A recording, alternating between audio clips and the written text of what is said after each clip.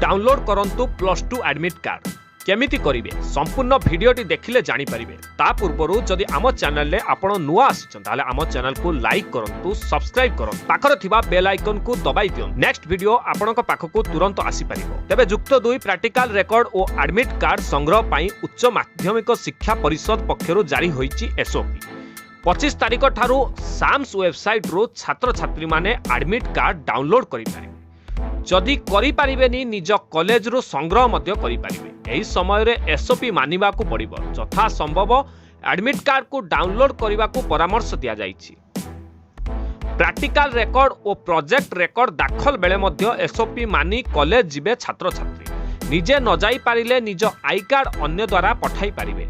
जेतेबेले admit card संग्रह करिवे बा प्रैक्टिकल खाता दखल करिवे सेतेबेले कोविड नियम मानिबा जरूरी बोली सीएचसी पक्षरु कुहा जाइछि। जदि आम इनफॉरमेशन टी भल लागि ताल निश्चित आम चैनल को लाइक करिवे, शेयर करिवे एवं सब्सक्राइब करिवे। जय जगन्नाथ।